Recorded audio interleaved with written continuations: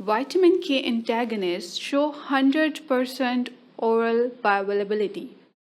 Well, this is the reason oral route is preferred for vitamin K antagonist.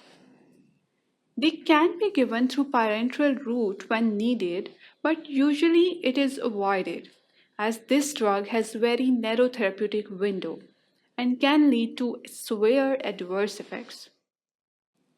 Over 99% of these drugs are bound to plasma albumin, which may contribute to its small volume of distribution, long half-life, that is 36 hours for warfarin, and the lack of urinary excretion of unchanged drug. Their half-life is also very short, usually between the 2 to 6 hours. Now, vitamin K antagonist decreases the level of factor 2, 7, 9, and 10 in blood. This results from a balance between partially inhibited synthesis and unaltered degradation of the 4 vitamin K dependent clotting factors. The resulting inhibition of coagulation is dependent on their degradation half-lives in the circulation. Protein C has very short half-life among all of these, like the factor 7A.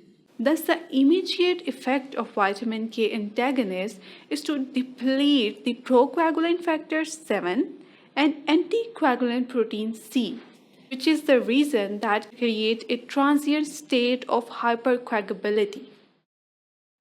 For this reason, in the patient with active hypercoagulable states such as acute deep vein thrombosis, pulmonary embolism, the heparin is the drug of choice.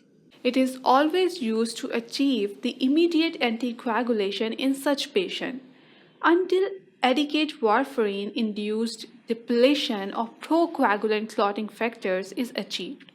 The duration of this overlapping therapy is generally 5 to 7 days. So these were some general facts about these drugs. Now, because of these pharmacokinetic parameters, there is a need of strict drug dose monitoring.